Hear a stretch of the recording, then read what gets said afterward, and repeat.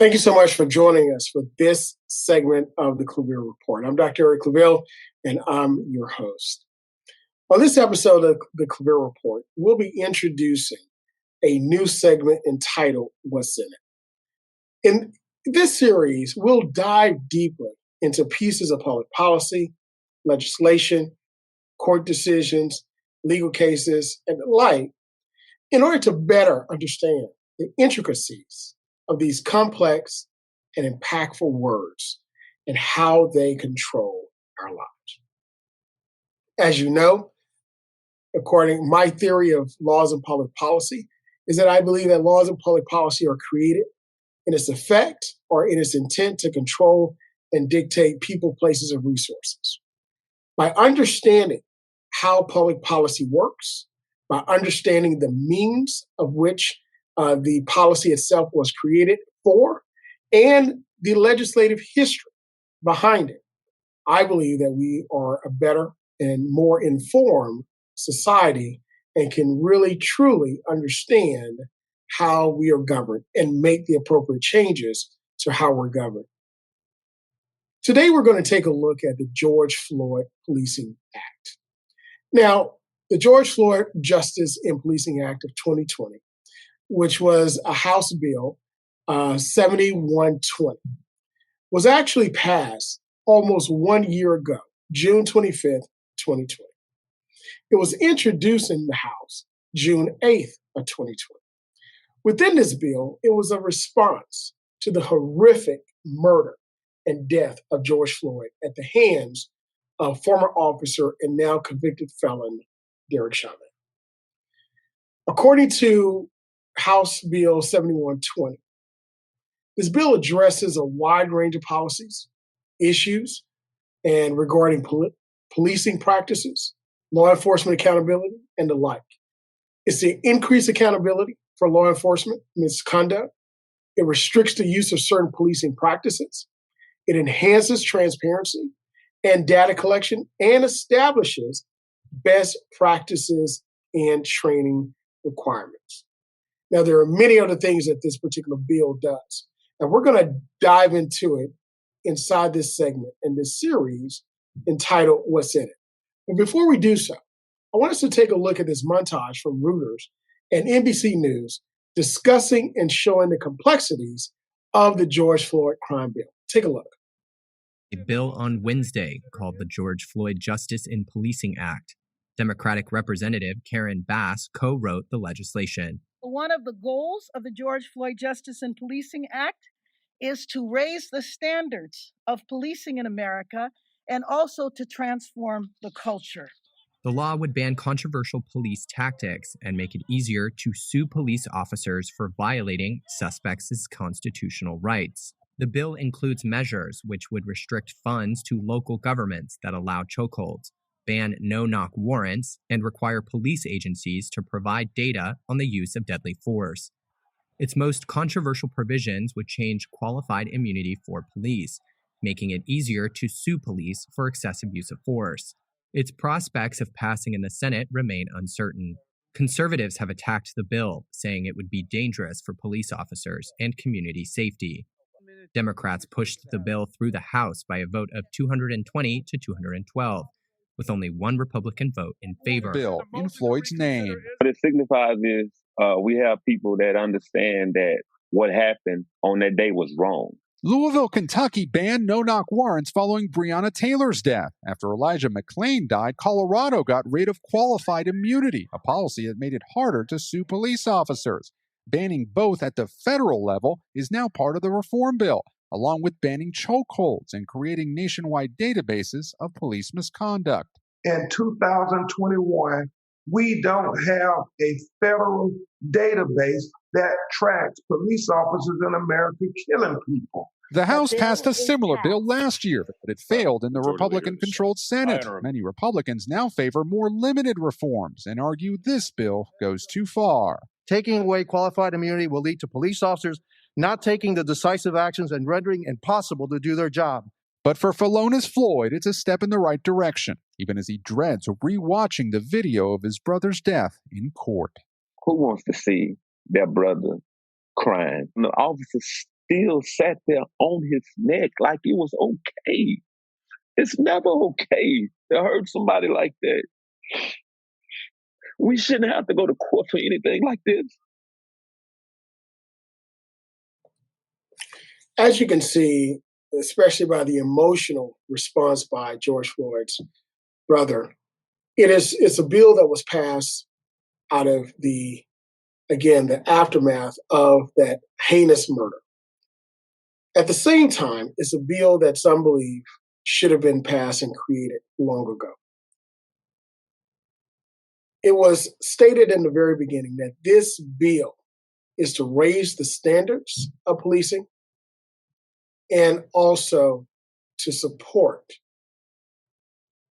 communities, transparency, accountability, and basically to provide a framework for 21st century community policing. Now, within this bill, there are several other things, and we're going to delve into it. But let's take a look. Number one, it establishes a framework to prevent and remedy racial profiling by law enforcement at the federal, state, and local levels. It also limits the necessary use of force and restricts the use of no-knock warrants, chokeholds, and cardiac holds, basically where you're cutting off the blood flow. The bill also creates a national registry, the National Police Misconduct Registry, to compile data on complaints and records of police misconduct. Think about that, complaints and records. We're going to get more into that in just a moment. It also establishes a new reporting requirement, including on the use of officer force, other misconduct, routine police practices, and others, such as stops, searches, those things that are prohibited by the Fourth Amendment of the U.S. Constitution. It also directs the Department of Justice to create uniform accreditation standards for law enforcement agencies and requires law enforcement officers to complete training on racial profiling, implicit bias, and the duty to intervene when another officer uses excessive force. And finally, one of the major parts of this bill, it enhances existing enforcement mechanisms to remedy violations by law enforcement, along with dealing with qualified immunity. How does it deal with it? Lowers the criminal intent standard from willful to knowing or reckless. Those are legal standards and legal terms. We're going to delve into that in just a moment and really understand how hard it is to charge and convict officers that abuse their power. But it lowers that standard from willful to knowing or reckless to convict a law enforcement officer for misconduct in a federal prosecution, not state, but federal. Keep in mind, this bill addresses federal issues on the federal level, addresses police issues on the federal level, but it gives mandates to the states in some areas. It also limits qualified immunity as a defense to liability in a private civil action against a law enforcement officer. Now, again, a private civil action, not criminal. That was dealt with in the very first part. And it grants administrative subpoena power to the Department of Justice in pattern or practice investigations. So I want to also go to a couple of areas and discuss that were mentioned by various persons in the video. The montage that was from Reuters and NBC News that dealt with ending racial and religious profiling. Also, it limits the use of military equipment on American streets, requires body cameras. In addition to that, it empowers communities to reimagine public safety in an equitable and just way. It changes the culture of law enforcement with training to build integrity and trust. Again, this is a culture change and training change. And also to stop sexual assault in law enforcement custody. So let's go to a few of these areas and delve into it. Let's deal first with working to end racial and religious profiling. This particular bill prohibits federal, state, and local law enforcement from racial, religious, and discriminatory profile by mandating. How do they do that? Mandates training on racial, religious, and discriminatory profiling for all law enforcement, and requires law enforcement to collect data on all investigatory or investigative activities. Let's delve into that just a moment. It mandates racial, religious, and discriminatory profiling by training. Mandates the training. First of all, this should be something that's already done in police departments. If police departments are law enforcement officers, first responders, state employees, corporate employees, civil service workers, all persons should be trained on racial, religious, and discriminatory profiling or actions in the workplace. All right.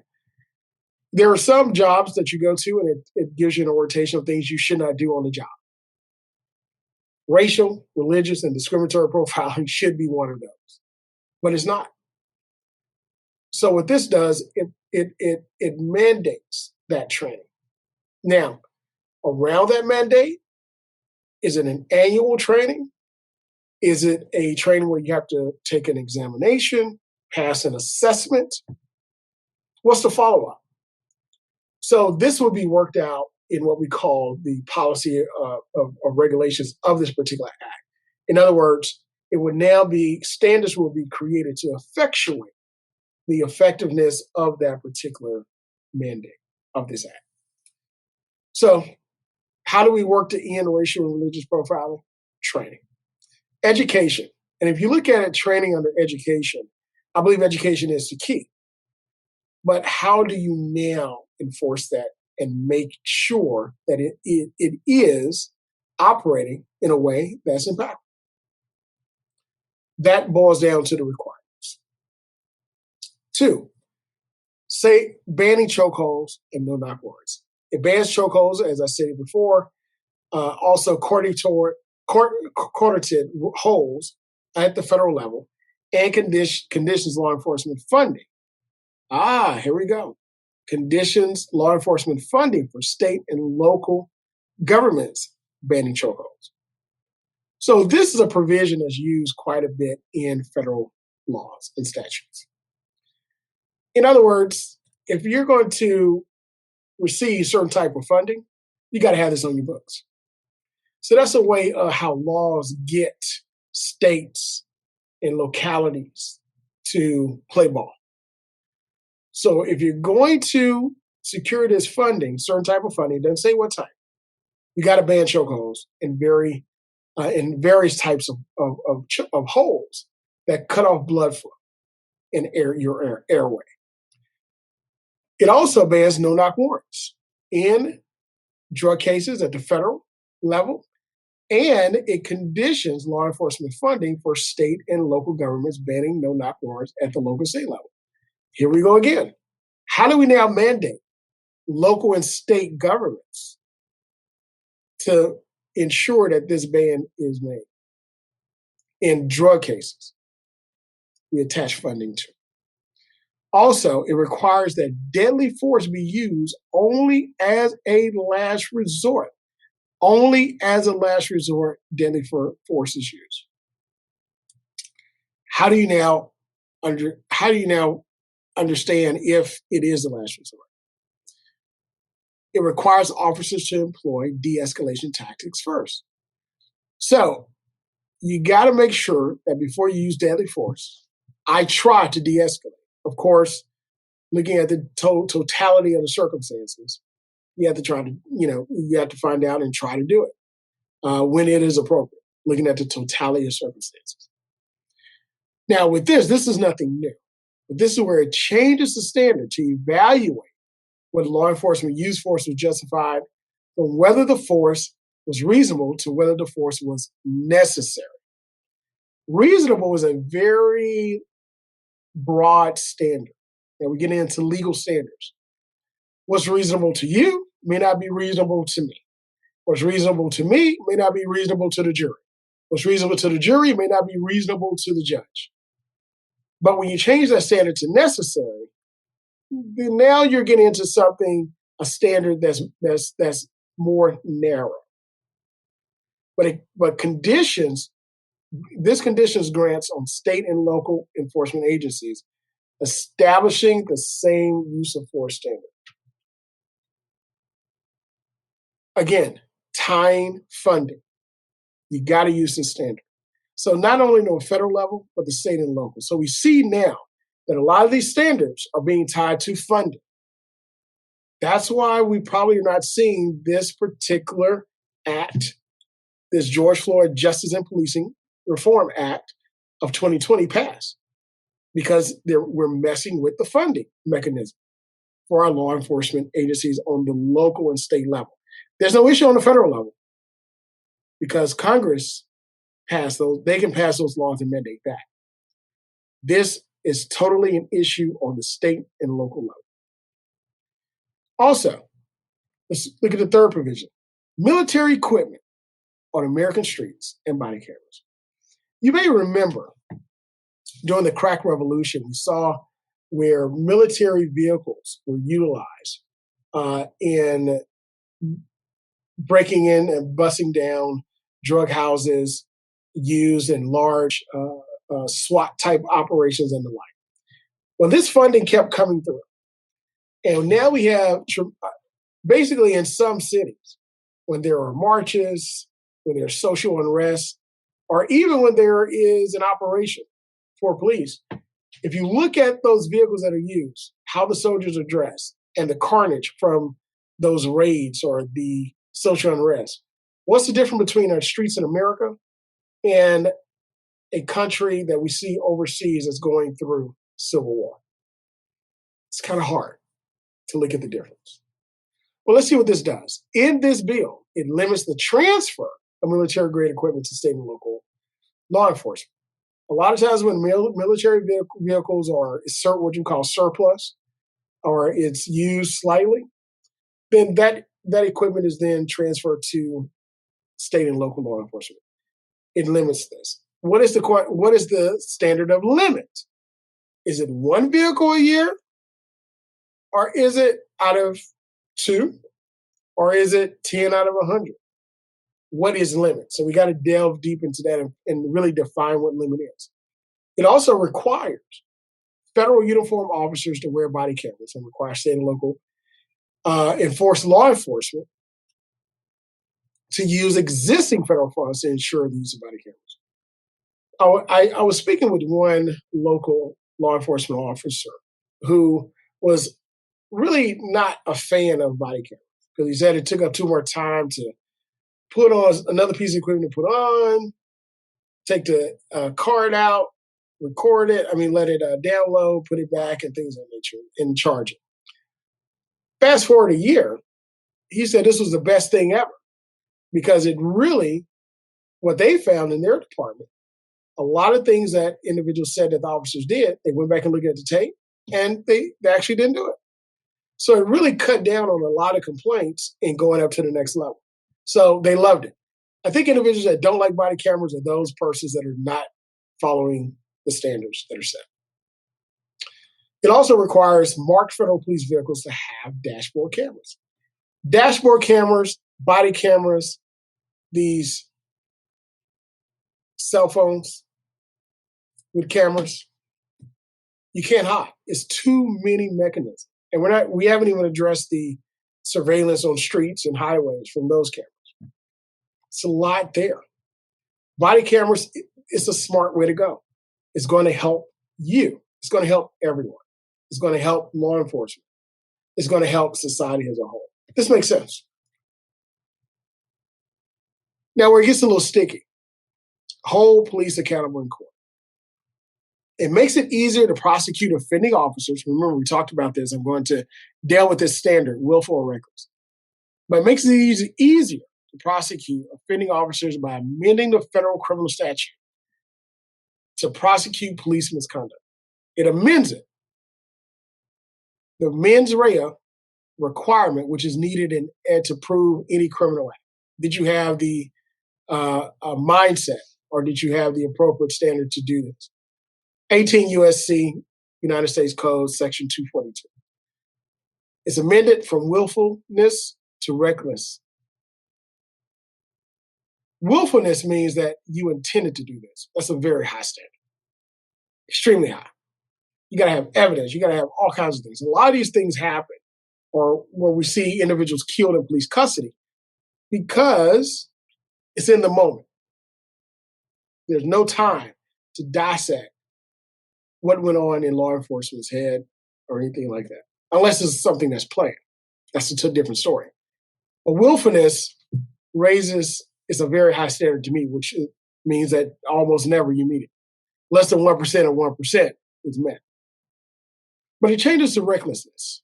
A recklessness standard is a lower standard, which deals with it's a standard of care, which deals with the actions in that circumstance, as opposed to the mindset. The actions in that particular moment, given the circumstances, as opposed to the mindset. That's huge. That's big. It also enables individuals to recover damages in civil court when law enforcement officers violate their constitutional rights by eliminating qualified immunity. Now, eliminating qualified immunity is big. It's like saying I'm taking something away that you always had the ability to have. You're going to get automatic pushback. I think qualified immunity should not be eliminated, but rather examine how broad, the broadness of it, the breadth, the depth, all of it. But also I believe that we should come to a meeting of the minds to understand that law enforcement officials, just like many individuals in a profession, should be responsible for some of their actions in what we call personal liability insurance that we all cover as professionals, or E&O, errors and omissions. So I think that part of the George Floyd Justice and Policing Act is primarily, the major holdup in getting this bill passed. I don't think it's going to pass with this provision. It's just not going to happen. Not in its current form. If you go back, make some tweaks, yes, but eliminating qualified immunity, making it easy to prosecute officers from willfulness to recklessness, I think it's a no-go. Not saying it's not the right idea, but it does need in my opinion, it does need some tweaking. But that's number one. Number two is the funding attached to certain types of provision. Chokeholds, I think that's a no-brainer. The training for ending racial and religious profiling, that's a no-brainer. Limiting police, military equipment on streets, I think that's a no-brainer. Requiring body cameras, the funds are already there, no-brainer. But holding police accountable in court, I think that is going to be an issue. By the way it is currently written. But holding law enforcement officials accountable that commit bad acts, anyone would think, especially after George Floyd, Ms. Breonna, Ahmaud Arbery, Chris Cooper, all these individuals. Now, of course, Eric Garner, Trayvon Martin, others, all of them were not killed by law enforcement, but we see how society subjects certain people to certain things and not others. The George Floyd Justice and Policing Act of 2020 also provides a provision. It improves for investigating police misconduct. It improves the use of pattern and practice investigations at a federal level by granting the Department of Justice, Civil Rights Division, or the DOJ, CRD, subpoena power. It creates a grant program for state attorneys generals to develop authority to conduct independent investigation into problematic police departments.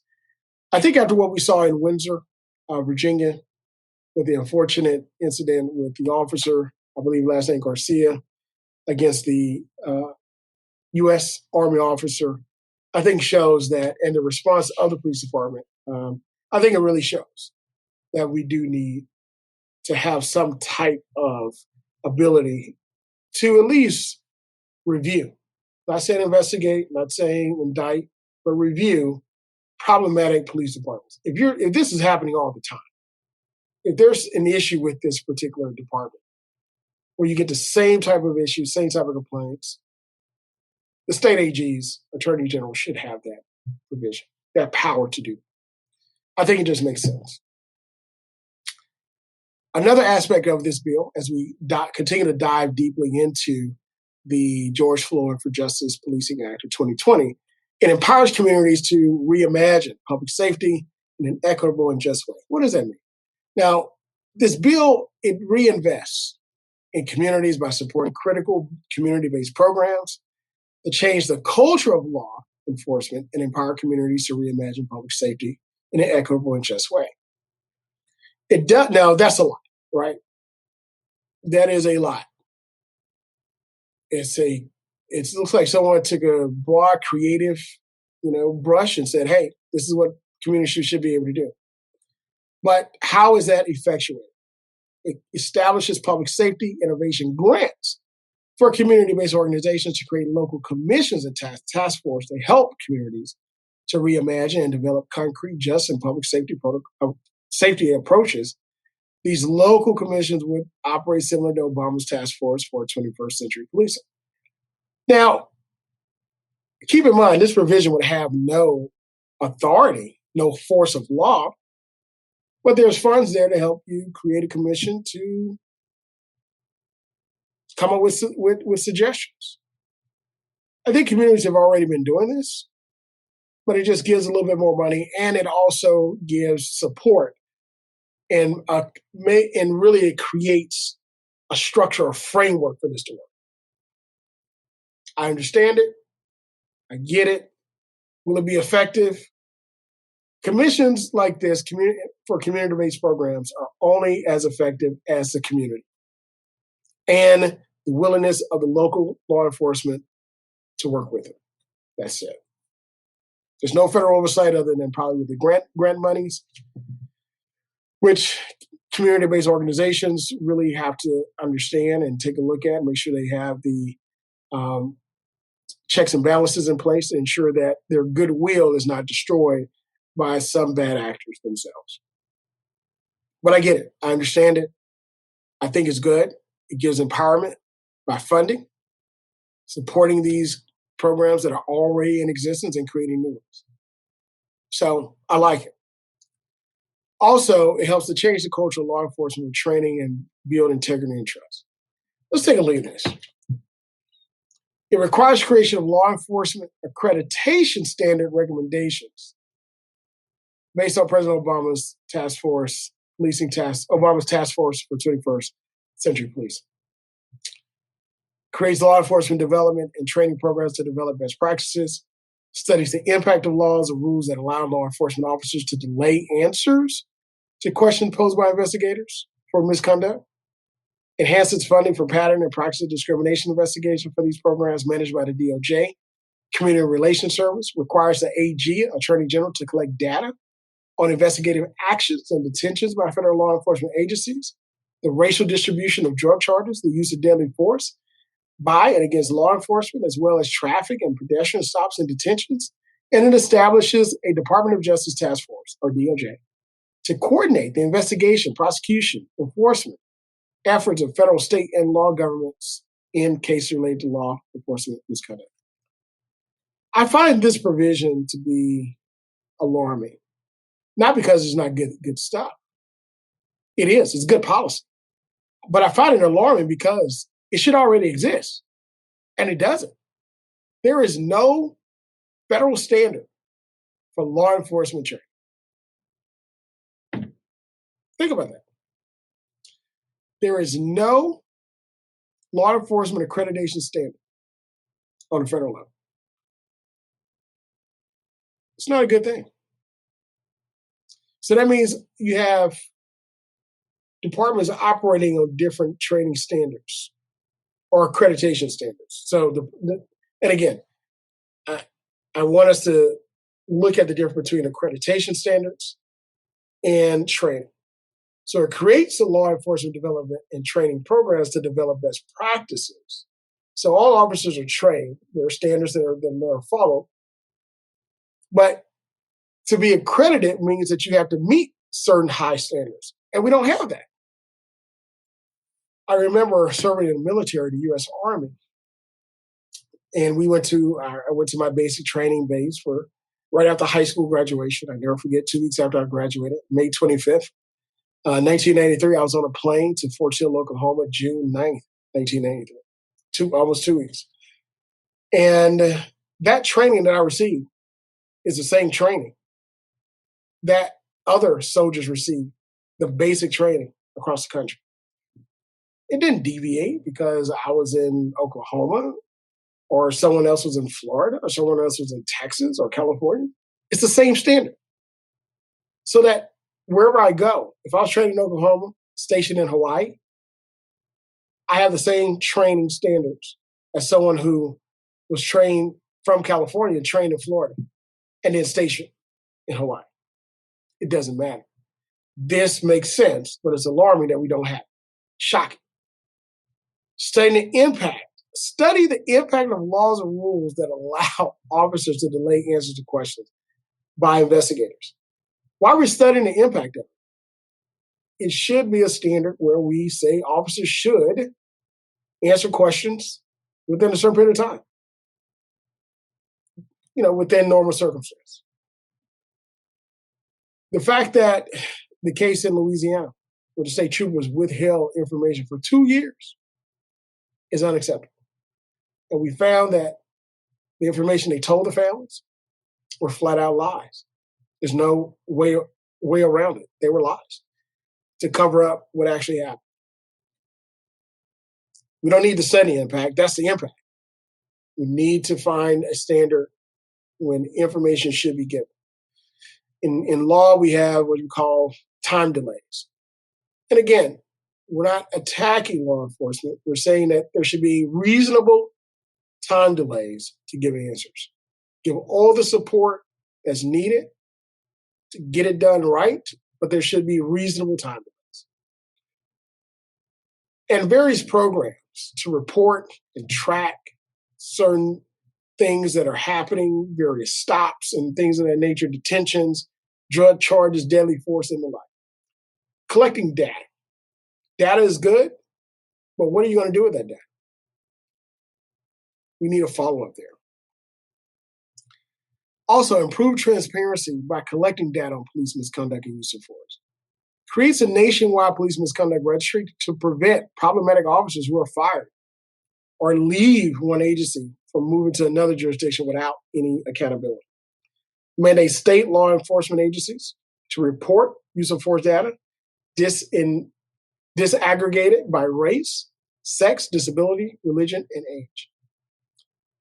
We saw this happen in the Catholic Church during the abuse scandal that broke years ago, and we're still seeing fallout from it. Priests that were defrocked would end up going to, or priests that were left one or had trouble in one parish, end up going to another. Nobody reported it. Nobody kept up with it. And they committed the same abuse, unfortunately, there. Not just the select ones that committed misconduct. Same thing with officers. Same thing with bad employees. If you don't correct the problem, you're going to continue doing the same thing in another place. It just happens. So therefore, that transparency, I think it's a no-brainer. But why it shouldn't have to be mandated? It's a no-brainer, but I understand why it has to be mandated. I think this is a good thing. It's good for society. It's good for other police departments because the cost of police misconduct falls squarely on departments and the taxpayers of various municipalities when we give out these settlements of millions and millions and millions of dollars are awarded. When your community gets a bad press for police misconduct, one bad apple, as the saying goes, spoils the whole barrel. So persons are now looking at your community as representing this when it's actually a phenomenal place. Again, good policy. I'm just shocked that it's not already there. And finally, it stops sexual assault in law enforcement custody. Basically, it stops law enforcement officers from engaging in sexual acts, even if there's consent, while someone is in custody. Again, good policy all the way around. This particular bill The Justice in Policing Act, named the George Floyd Justice in Policing Act, establishes, in essence, a national standard for the operation of police departments, mandate data collection of police encounters, reprogram existing funds to invest in transformative community-based policing programs, and streamlines federal law to prosecute excessive force and establish independent prosecutors for police investigation.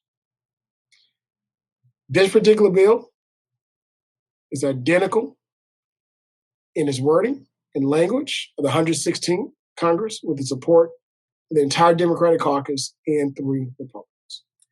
This is based upon the judiciary.house.gov. You can take a look at this document that I've been referencing throughout this particular new series of what's in it on the ClaVille Report. Also, you can go to House bill itself, 7120. You can look at the bill summaries. You can look at when it was passed. You can look at when it was introduced. And it'll give you more information and insight about what's in it. Sponsoring this bill was Representative Karen Bass, Democrat out of California, who also serves, and also from the House Judiciary, Armed Services, Energy, and Commerce Committee. The George Floyd Justice and Policing Act of 2020 is a very bold bill. As you saw, I discussed and talked about how this bill goes very far in a lot of areas, such as eliminating qualified immunity. But it also gives some common sense provisions and policies that really should already exist. National register, a national standard of training. But as the saying goes, there's nothing new under the sun. This was a lot of these provisions were actually recommended during the time of President Obama's administration, where he put together the who's who of law enforcement, individuals who are well respected across the country and across their professions, in order to create a 21st century policing profile mechanism. He created a task force to give this 21st policing standard. It was rejected then, and with the George Floyd Justice and Policing Act of 2020, it looks like there is a pushback and rejection of it now. So where do we go? We'll see. In another series and in another episode of the ClaVille Report, we'll talk about and discover and really ask ourselves, why hasn't this bill moved any further? Why was it blocked in the Senate? Well, we'll delve into it. But thank you so much for joining us for this episode of the ClaVille Report, our new segment and series entitled What's in It, where we took a deep dive at the George Floyd Justice and Policing Act of 2020.